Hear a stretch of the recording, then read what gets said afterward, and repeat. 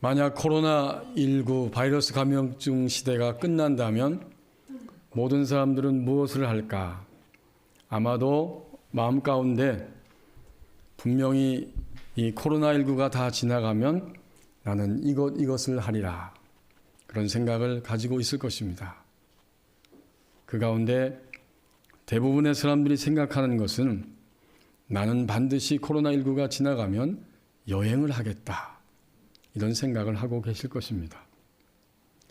김영하 작가가 여행의 이유라고 하는 책에서 여행의 목적이 무엇인지를 말한 적이 있습니다. 여행기란 본질적으로 무엇일까?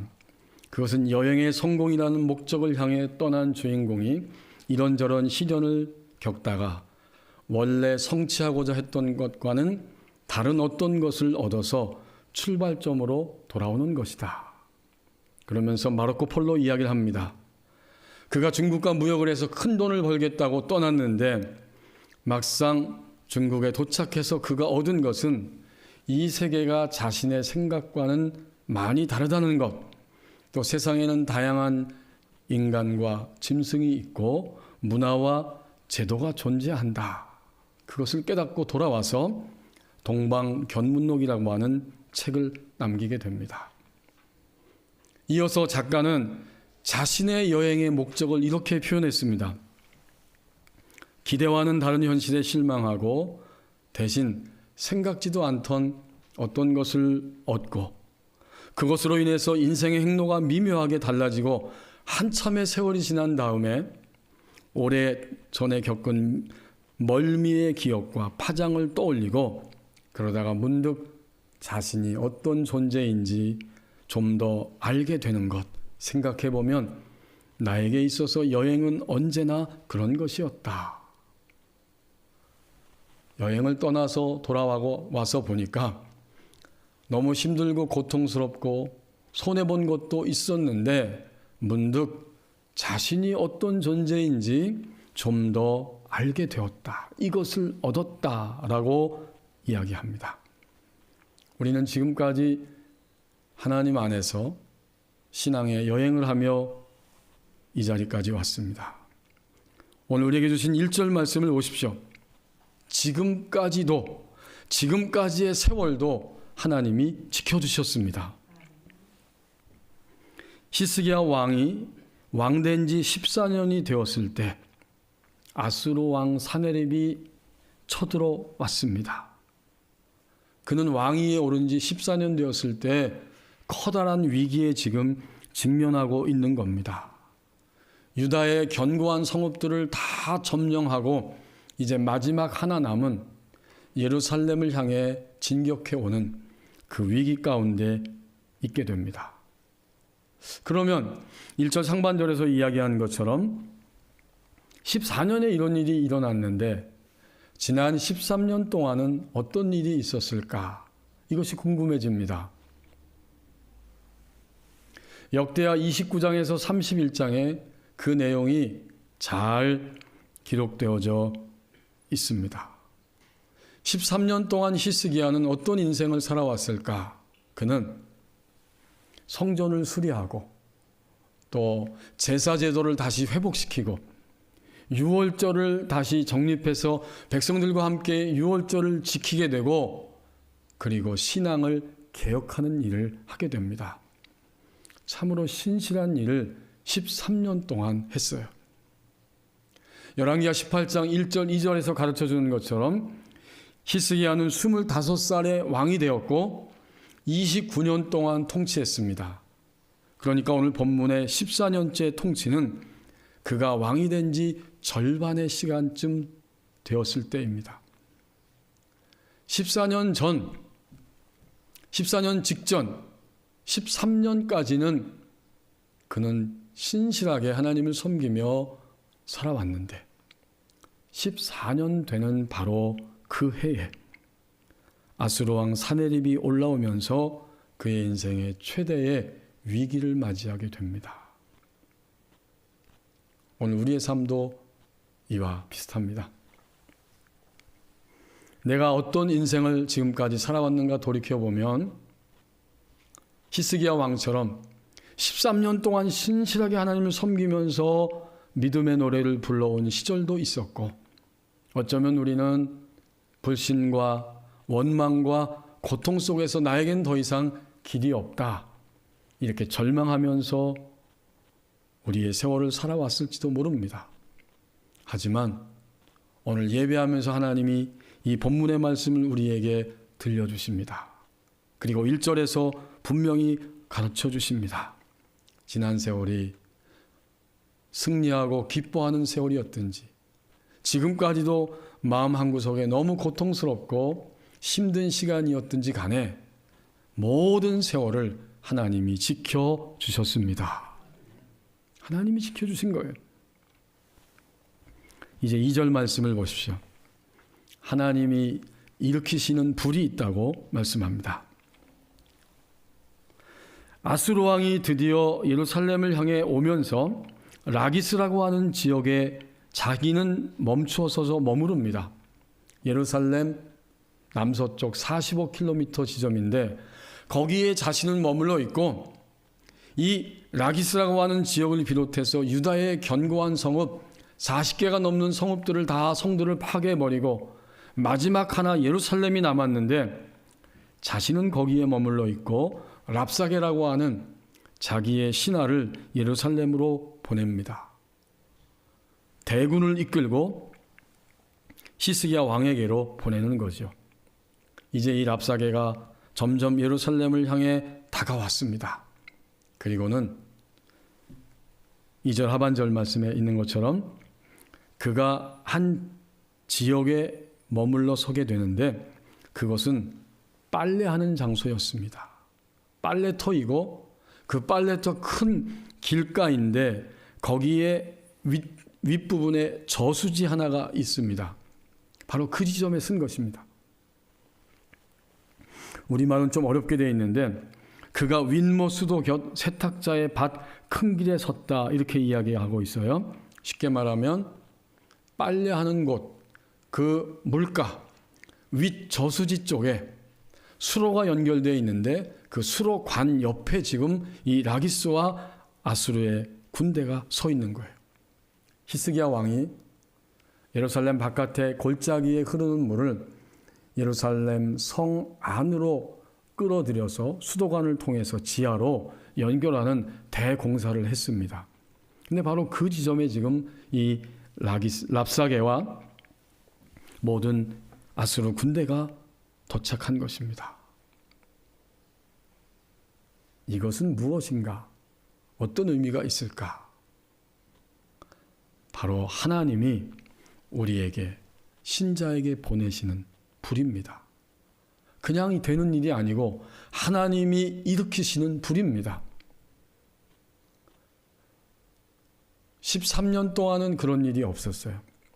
하지만 14년째 되는 해에 온 우주를 통치하신 하나님께서 바로 아수르 그 대군을 지금 히스기야 왕에게 보내고 있습니다. 이것이야말로 분명히 하나님이 일으키시는 불입니다. 하나님은 종종 우리의 삶 가운데 불을 일으키십니다. 그 불은 우리를 정화시키고 모든 것들을 태워버려서 하나님을 주목하게 하는 것이 바로 불입니다. 역대하 32장 1절에 보니까 분명하게 설명합니다. 거기 보면 역대하 32장 1절에 이 모든 충성된 일 후에 하나님이 아수르를 예루살렘으로 보내셨다고 말씀해요. 이 모든 충성된 일은 뭘까요? 그것은 아까 우리가 생각한 것처럼 히스기야는 정말 충성했어요. 제사 제도를 확립하고 유월절을 다시 회복하고 성전을 수리하고 백성들의 삶을 개혁합니다. 이 모든 것들을 다 충성되게 했는데, 그럼에도 불구하고 이 모든 충성된 일 후에 하나님이 아수르를 보내셨다고 말씀하고 있습니다. 이것이야말로 하나님이 일으키시는 불입니다.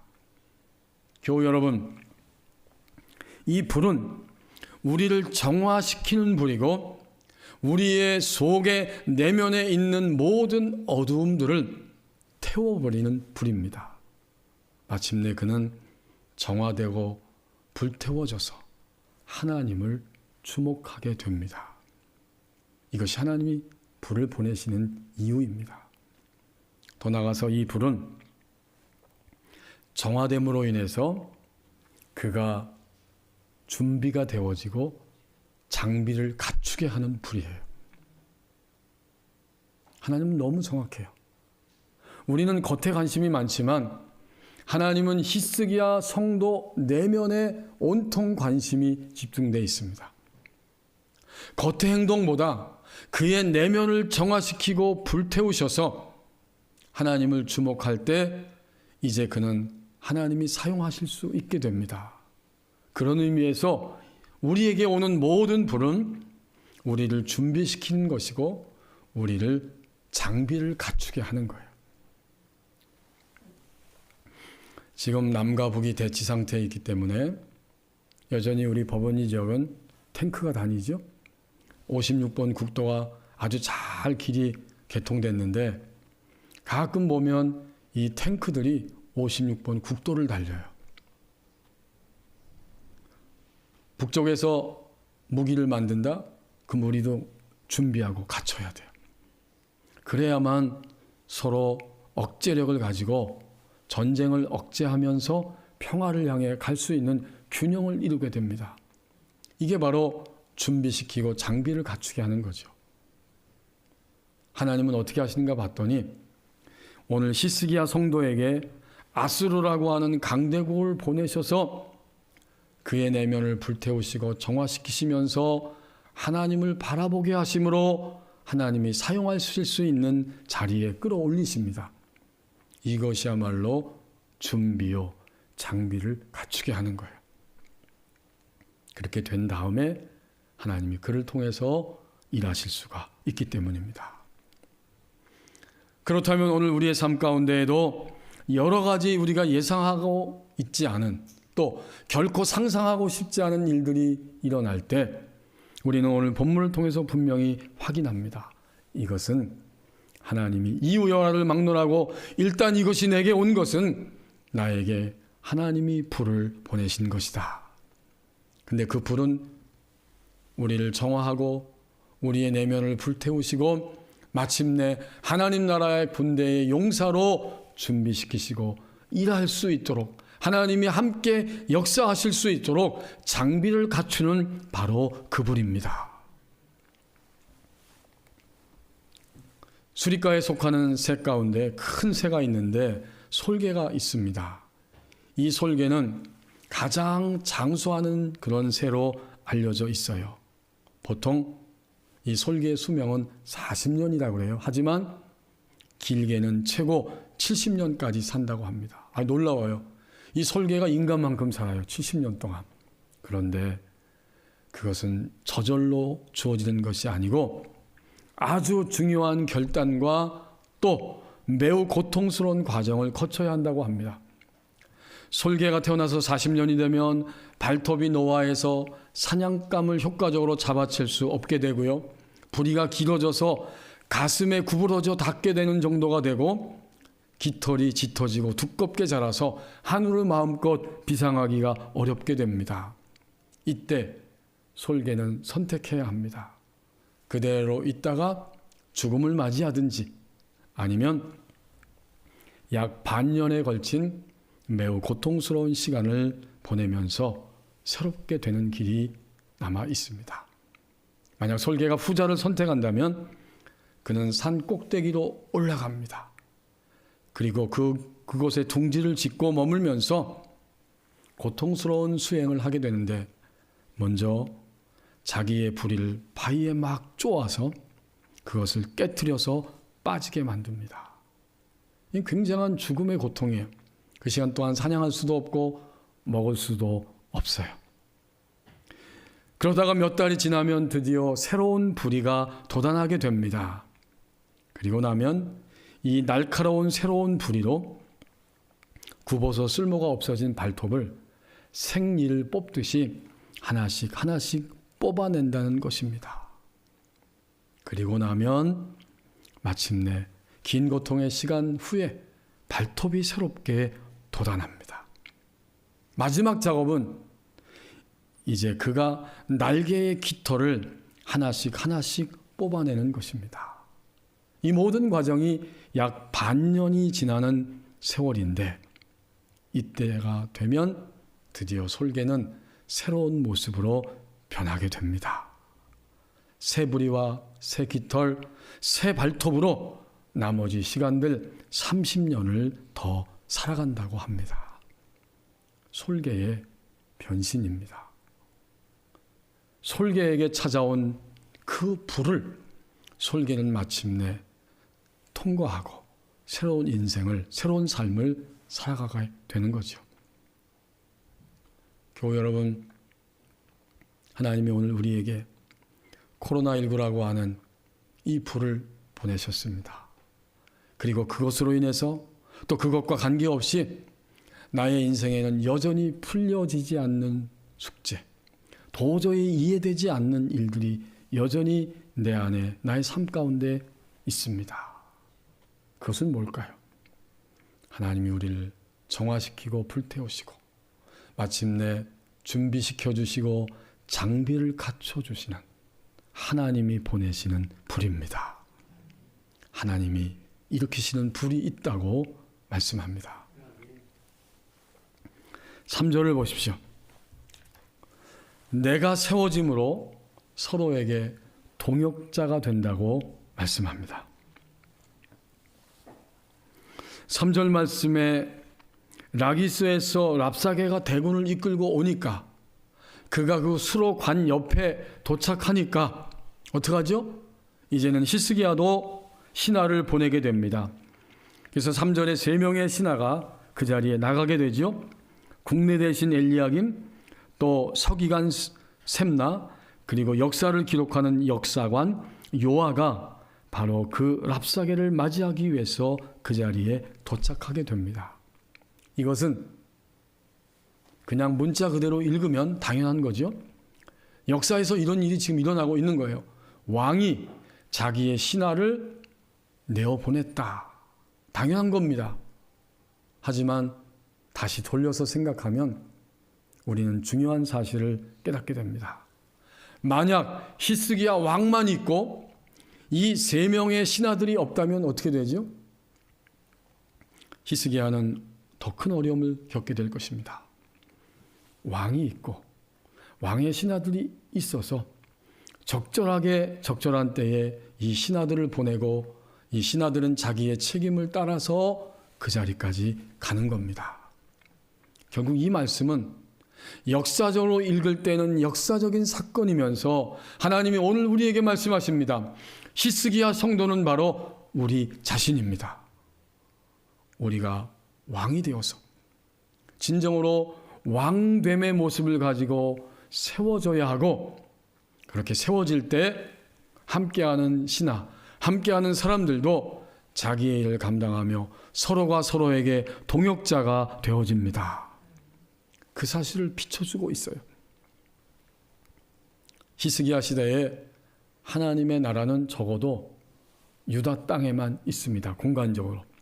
하나님이 물론 다 통치하고 있었지만 하나님이 말씀할 수 있고 다가서서 나타나실 수 있는 공간과 시간은 하나님의 선민 유다 백성이었고 그곳에 하나님의 백성들이 있어요. 히스기야가 있고 신하들이 있고 일반 백성들이 있는데 하나님은 그들의 삶 가운데 찾아오셔서 왕을 왕의 자리에, 신하를 신하의 자리에 두시면서 하나님의 나라를 보존하고 있습니다. 오늘 우리의 현실은 어떻습니까? 오늘 우리는 히스기야 왕입니다. 내가 먼저 왕으로서 세워져야 합니다. 내가 왕으로 세워지면 나와 함께하는 사람들이 같이 세워지게 되고 피차에 서로서로가 동역하는, 그래서 하나님 나라의 용사로 축복된 삶을 살아갑니다. 히스기야가 세워진 부분이 있어요. 어떤 부분이 세워졌을까? 이사야 36장부터 이 39장까지의 그 전체 이야기가 바로 히스기야 왕 시대에 일어났던 일들을 보여주고 있어요. 여러분이 그것을 나중에 읽어보시면 그 내용들을 다 알 수 있습니다. 랍사게가 드디어 도착해서 큰 소리로 성 위에 서서 외칩니다. 성 백성들이 다 듣도록 외치는 거예요. 너희는 히스기야를 믿지 말라. 너희가 섬기는 여호와 신도 믿을 수 없다. 우리 아수르 나라가 모든 나라들을 다 정복한 것을 보아라. 더 이상 왕에게 속지 말고 우리에게 항복해야 된다. 이런 이야기가 다 담겨져 있어요. 이런 목소리를 들으면서 히스기야는 하나님 앞에 나가 자신이 무릎을 꿇고 기도하기 시작합니다. 37장 1절에 보면 히스기야 왕이 듣고 자기의 옷을 찢고 굵은 베옷을 입고 여호와의 전으로 갔다. 이게 세워진 거예요. 하나님 앞에 우리가 세워졌다는 것은 어떤 일들이 일어났을 때 자기 스스로 하나님 앞에 나가 기도의 무릎을 꿇는다면 그것은 세워진 부분입니다. 두 번째로 히스기야가 세워진 부분은 바로 이사야 선지자에게 하나님의 인도하심이 무엇인지를 알게 해달라고 선지자에게 하나님의 뜻을 구하고 있습니다. 이것도 세워진 거예요. 그래서 이 히스기야가 이사야 선지자에게 사람을 보내어서 하나님의 인도하심을 알게 해달라고 부탁을 하고 있는 겁니다. 여러분, 내가 기도하고 그 다음에 하나님의 뜻을 좀 더 분명히 알 수 있도록 함께 기도하고 또 중보 기도자들과 또 주의 종들에게 교육자들에게 하나님의 뜻을 함께 기도해달라고 부탁할 수 있습니다. 이건 정말 믿음이 세워졌기 때문에 가능한 거예요. 그리고 히스기야가 세워진 부분을 보면 드디어 하나님이 이 기도를 들으시고 아수르의 모든 군대들을 그 밤중에 여호와의 사자를 보내서 일순간에 다 치게 하십니다. 37장 36절 말씀. 여호와의 사자가 나가서 아수르 진중에서 18만 5천인을 쳤으므로 아침에 일찍 일어나 본즉 시체뿐이라. 드디어 아수르의 군대가 물러갑니다. 아수르 왕도 물러갈 수밖에 없습니다. 이 모든 것들을 히스기야는 생생하게 체험하고 있습니다. 바로 그 체험은 히스기야 자신이 세워지는 순간입니다. 그리고 또 한 가지 히스기야가 세워진 것은 38장에 나오는 것처럼 그가 병들어서 죽을 병에 걸려서 죽어갑니다. 38장 1절 말씀에 그때 히스기야가 병들어 죽게 되니 아모스의 아들 선지자 이사야에게 나아가 그에게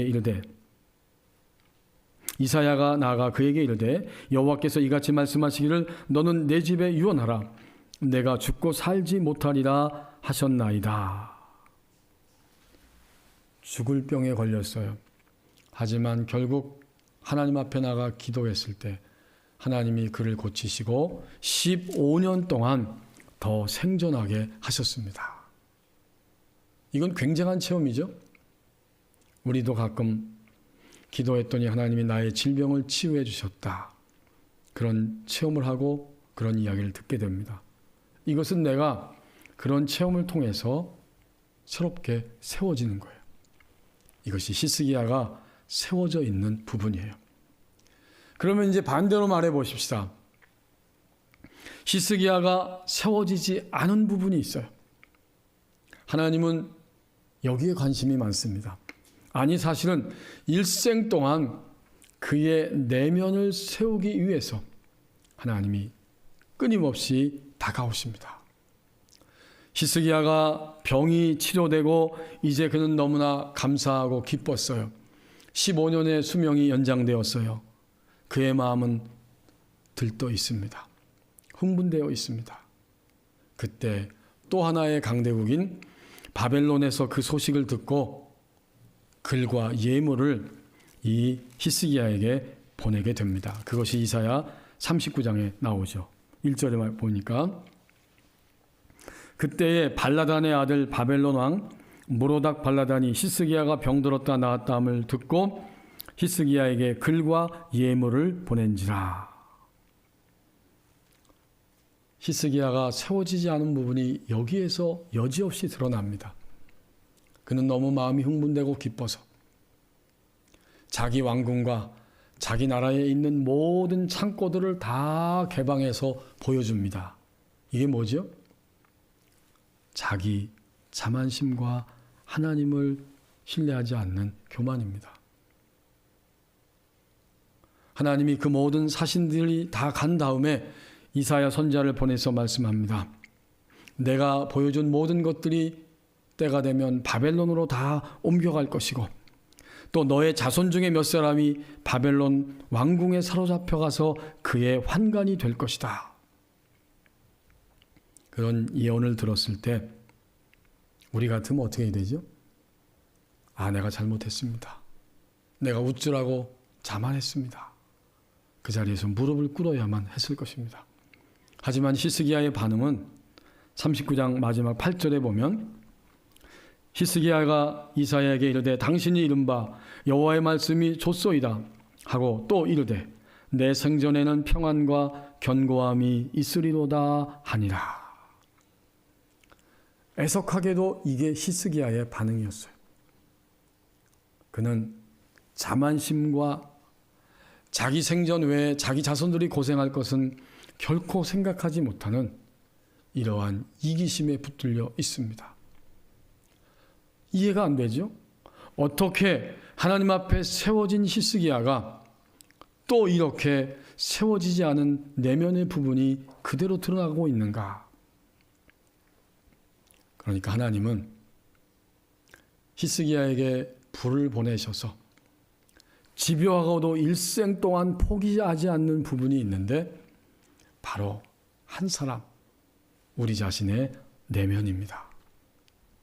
이 내면이 세워질 때에야 비로소 세워지는 것이고 하나님이 그를 통해서 더 놀라운 하나님의 역사를 이뤄갈 수 있기 때문입니다. 오늘 우리를 돌아보십시다. 우리가 주님 믿은 지 얼마나 오래되었어요? 내가 세워진 부분이 있죠?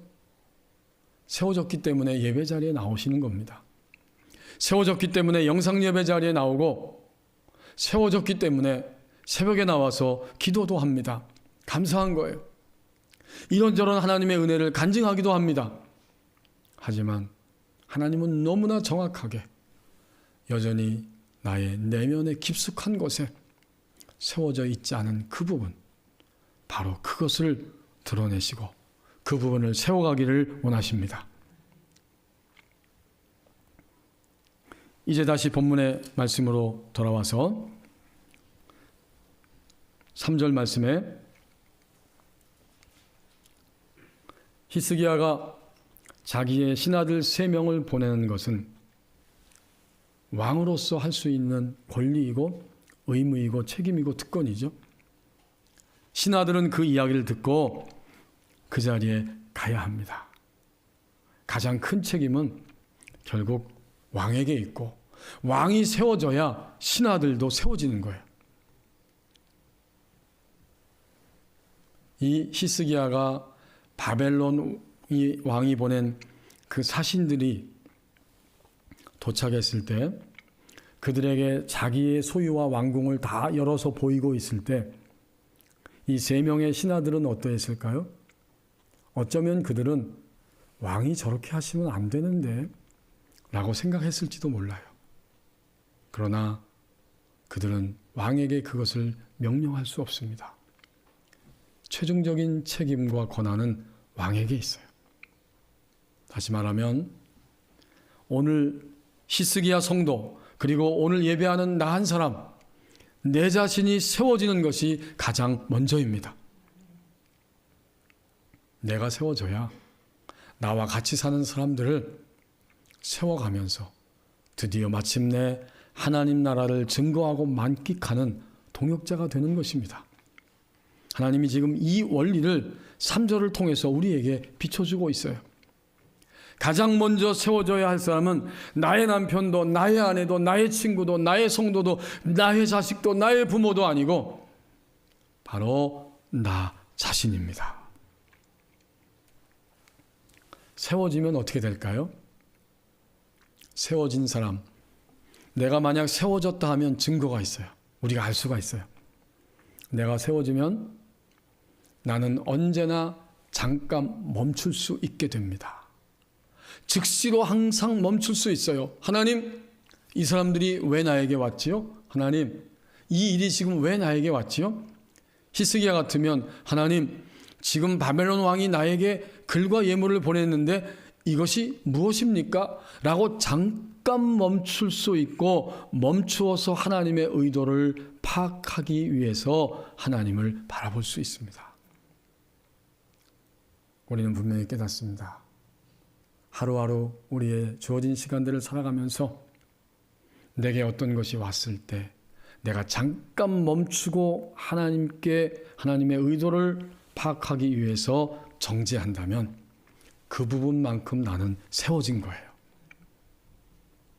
또 중요한 사실, 또 한 가지, 내가 세워지면 어떻게 하는 것인가? 내가 세워졌다면 무엇이 있을까?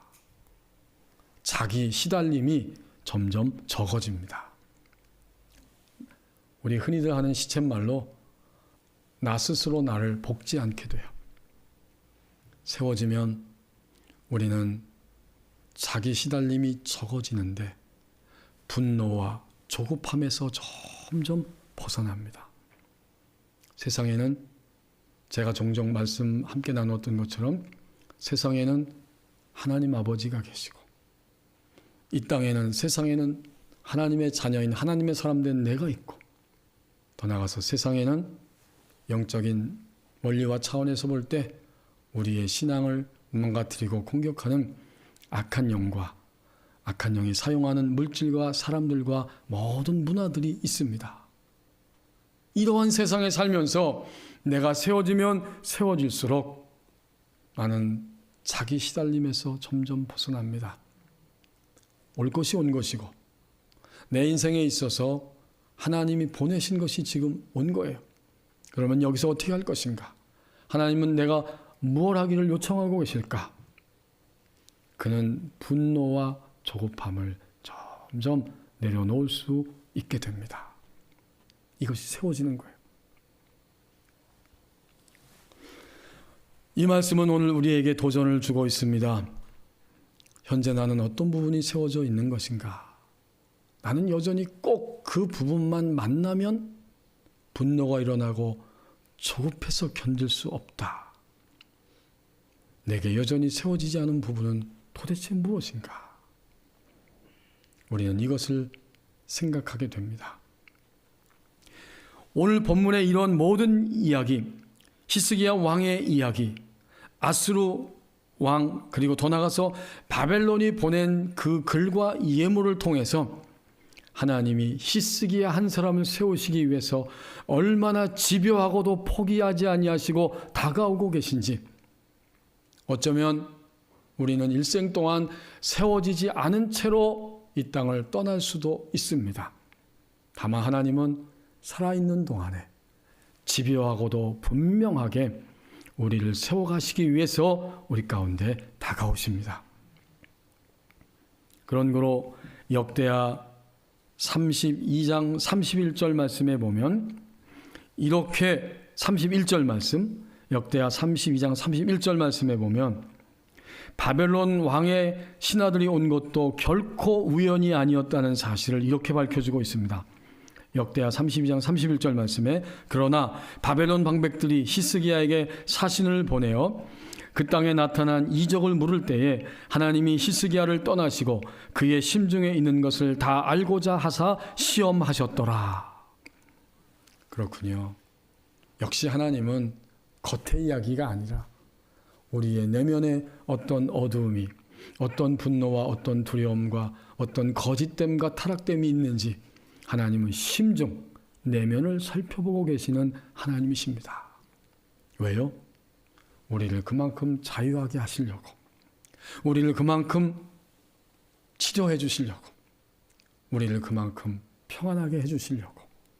그렇게 자유하고 치료받고 평안하게 되었을 때 세워지면 하나님은 세워진 만큼 우리를 통해서 움직이시며 흘러나가실 수 있습니다.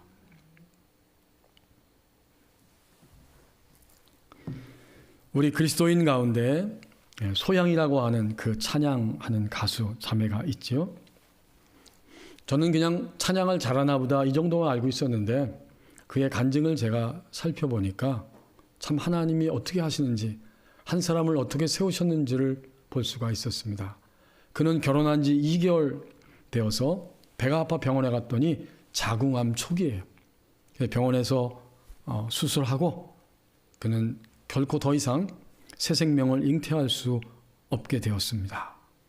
그가 그 찬양 사역을 하나님이 이끌어 가시면서 그는 세상에 더 많은 부와 인기를 가질 수 있는 대중가수로 나갈 수도 있었지만 고민하면서 결단하고 CCM 가수로 살아가게 됩니다. 그러나 그의 삶 속에도 많은 아픔과 고통이 있어요. 한 번은 미국의 뉴저지의 교회에서 찬양해야 되는데 찬양하기가, 무대에 서기가 죽기보다 더 싫었다고 합니다. 그런 자신의 모습을 보면서 참 한심하고 답답하게 느껴진 적이 한두 번이 아니었다고 그래요.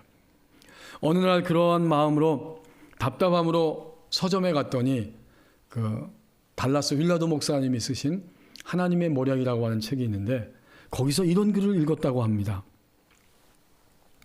사탄이 가장 통탄하며 절망스러워할 때는 인간이 고민하고 괴로워하면서도 하나님의 길을 걸어갈 때입니다. 이 글이 딱 눈에 들어오는 순간 자신의 모습을 보고 펑펑 울게 됩니다. 울면서 꾸역꾸역 일을 할 때에도 그것은 사단이 가장 무서워하고 절망스러워하는 일이고 하나님은 그 모습을 보시면서도 기뻐하신다. 그 사실을 깨닫게 되었다는 거예요.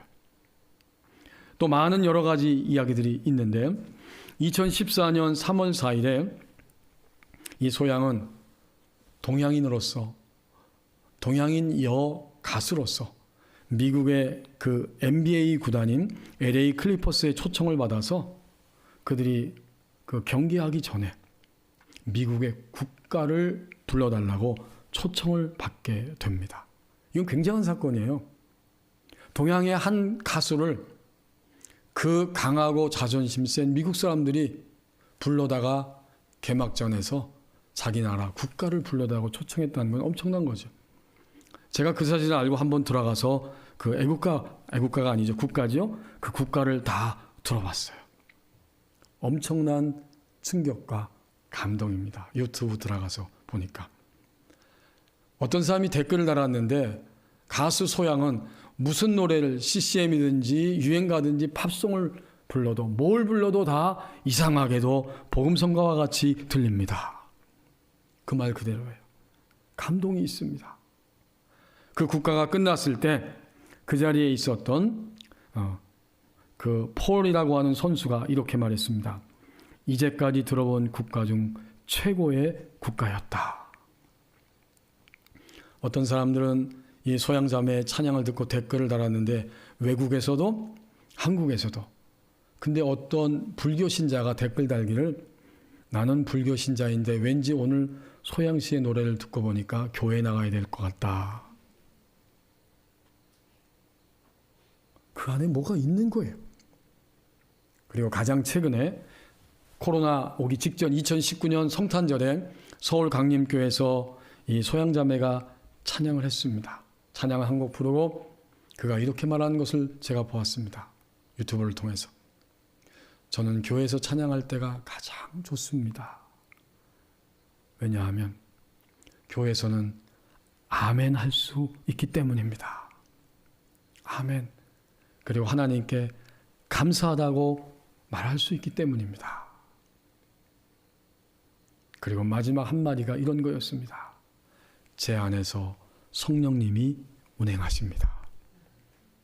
나는 여태까지 내 노래인 줄 알았지만 어느 순간부터 보니까 내 안에서 성령님이 찬양하십니다. 거기에 힘이 있었어요. 세워진 한 사람의 찬양을 통해서 하나님이 이 땅의 수많은 불신자들 뿐만 아니라 하나님의 백성들도 세워가시면서 하나님 나라의 동역자로 이끌어 가십니다. 내가 세워짐으로 서로가 동역자가 된다고 말씀합니다. 매일 아침 일어나서 우리가 사용하는 치약을 보니까 어떤 날 치약이 점점 현저하게 줄어든 것을 발견할 수 있었습니다. 우리에게 주어진 인생의 나날들도 아주 빠르게 흘러가고 있습니다. 하나님의 사람인 우리들은 낭비가 아니라 하나님이 보내시는 불이 있음을 알고 내가 점점 세워짐으로 인하여서 낭비가 아니라 낭비를 줄여가는 인생이 되라고 말씀합니다. 기도하겠습니다.